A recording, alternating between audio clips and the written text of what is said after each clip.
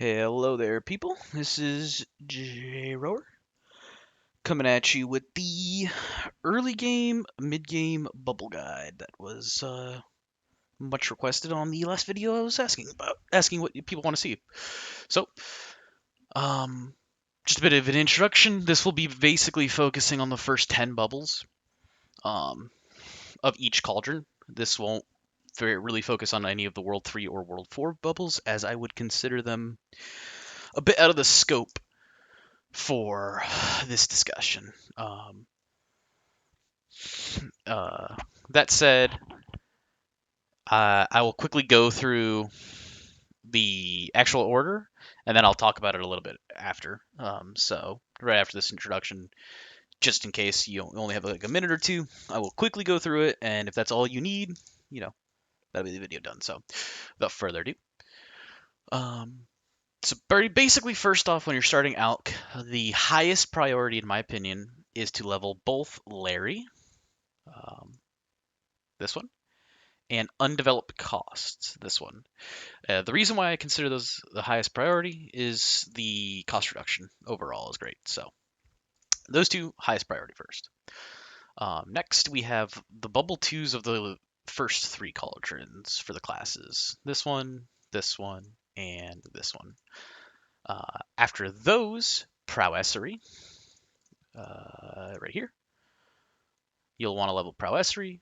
Then you'll want to focus on the tool bubbles, the multi-chance bubbles, so Wyoming Blood, Multolago, Sploosh Sploosh, and Bug Squared, and the Hardy Diggy and Hocus Chopus. All three of those are in like the same tier, if you will.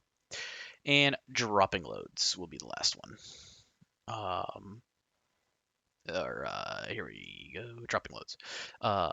Actually, and then FMJ and Chakracy. Next up, FMJ and Chakracy. So that would be the priority order I would go in. And if that's all you really wanted to hear, that's basically it. But let's talk about it a little bit. So first off, Larry, undeveloped costs. Like I was saying, Larry effectively gives you a chance at a free level, which is 100% off your next upgrade, which is then divided by whatever the chance of Larry is. So you can think of this 66% chance as sort of like a 60% bubble reduction of the cost, which is massive. It's a little bit less than 66% chance because I know it gives you a free bubble. But with all the other reductions, actually, it'd be a little bit more than 66 because it would make your next most expensive or your next level, which would be more expensive than the previous, slightly higher. So yeah, like maybe like a 7% overall cost reduction. You can do some math and figure out the exact, but it's not important. Overall, Larry is just an insanely powerful bubble. Early on, it will generate you the most effective resources as far as alchemy is concerned. And basically, alchemy is all about generating resources on your account. Like when I think of account progression, it's basically how much faster are you generating resources compared to someone else's account? How much faster are you progressing? So Larry and undeveloped costs would be the next one. I think Larry is better than undeveloped costs, but undeveloped costs is also quite good because this is basically just overall reduction just to everything. So quite good, quite strong. Just less overall reduction than Larry effectively ends up being. Next off, we have the bubble twos. I just call them bubble twos. Warriors rule, the rule bubbles, Archer bust, Mage's best, whatever you want to call them. These bubbles are insane. They're just a multiplier to the class specific bubbles. And yes, it only affects that one class, but this bonus is so absurdly high because when you think, like, if I had like a level 100 bubble that was linear scaling, this gives me 2.6 times. So it would effectively make that level 100 bubble 260. It's nuts. The multiplier bubbles are insane. So the bonus they give overall to damage, to skilling, to everything is just too good. So you have to focus those. For Larry and undeveloped costs, I would go to about 50 for the bubble twos. 75 is actually a really good breakpoint to hit, but starting off at 50 is really good too. So um, I'll like briefly go over the scalings on the bubble because the difference you get from level 100 to 200 is a lot less than you get from like 1 to 50. Um, just due to the way that the bubble scale. So uh, prowess 3 was next up on the list. It is here. This caps out, but early and mid game, you're never gonna cap this early. This is like a, a late to end game thing that you cap. Late game, end gamers should generally have this always capped, especially once they have cooking unlocked.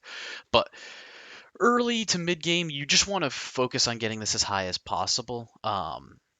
This is kind of difficult to level up early. Gold bars specifically are quite difficult, and toilet logs as well. So um, but it's linear scaling, so every added level to up to cap is as helpful as the last. It just gets more expensive. So this one's basically just capped on how quickly you can generate the resources for it. The multi-chance bubbles, I'll talk next. Wyoming Blood, Multilago, Sploosh Floosh Buck Squared. All four of those cap at 300% overall. You get multi-chance from other sources as well, uh, but they again are linear scaling, so every level helps just as much. Uh, so again, you just kind of level them according to your resource generation. Wyoming Blood and Multolago are harder to level than Sploosh Floosh and Bug Squared. Bug Squared and Sploosh Sploosh, they cost the material that you can print to then re-level them. So um, basically, Sploosh Sploosh buffs your fishing production, which in turn goes back into Sploosh Sploosh, and it's like cyclical. You you level it, you get more production. You level it, you get more production, and you can level it then faster. So Sploosh Sploosh and Bug Squared, I would focus on primarily first. It's weird, but because those two like specifically Bug Squared helps you level Wyoming Blood via buffing your fly gains. Um, I would definitely focus these two first. They'll just help you faster than Wyoming Blood and Multilago will. Multilago is unfortunately extremely hard to level compared to the other three. It's not only mob drops but also iron bars, which is just very painful. That's going to be your slowest one, but thankfully chopping is generally the easiest of the resources to gain. Chopping samples generally are higher, so it kind of evens out. And Wyoming Blood, again, you got mob drops, which are generally harder than skilling drops to get. So you would level that as you can, but level Splish Solution and Bucksword first. Then we have the um, tool power bonuses. All three of these. Again, level them as you can. They're not linear. They scale. Basically, you want to hit like 50 really early on. Like early game, you would want to shoot for 50. Or early mid. Mid, you kind of want to push them to 75, and then after that, you level them as you can. But really strong bubble, not to be neglected. And the last one is Hocus Chopus and Hardy Diggy. Copper bars are not too hard to get a hold of, and neither is jungle logs. So this one definitely want to push, and it's a huge amount of efficiency, very strong. You would want to shoot for 75, as it's not terribly difficult to level. Hocus Chopus is harder to level, again, smithing production, but nails aren't terribly hard, and by that vein, you would want to push this again. 75 is a good stopping, like not stopping point. You never want to stop with them, but 75 is a good goal to shoot for. And if you focus some smithing on your archers, it's doable early mid game. Next off is dropping loads. Dropping loads is just a huge amount of drop rate, and drop rate really affects a lot of things and should not be underestimated. It'll help your mob drops when you're killing. It'll help get your rare drops to upgrade your gear faster, which then progresses you through worlds quicker. It'll help tons of things. Card drops, which then helps everything, all that stuff. So dropping loads, just you definitely want to get it to around 50. It's also fairly cheap early on. Goldfish and flies are not terribly difficult to get. And the good thing about this bubble is it scales really well up until about 50 and then kind of horribly after. But getting to 50 is kind of easy. So, and then FMJ and Shakracy are basically you kind of use them or you push them while you need it. Like if you need defense, push FMJ. If you need accuracy, push accuracy. Both of them are linear, so you just keep pushing them as required. And then late game, you will push accuracy for crit percent. But yeah, so that's briefly talking about all that. Last things I could say is level them according to your resource gain. Do not tunnel vision on like Larry or undeveloped costs. Like you shouldn't be shooting for level 50 Larry before your bubble 2 is like level 3. That's just not how you want to do it.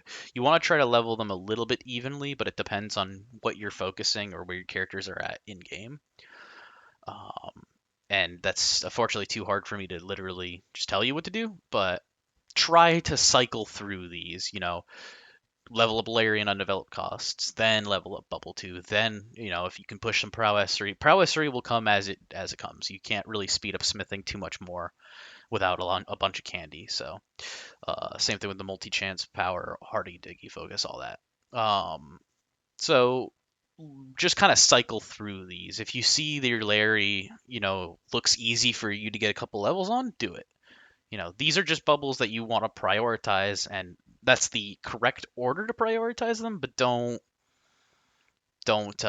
neglect the bubble that you can level up. So yeah, just that would be what I would say for early mid game.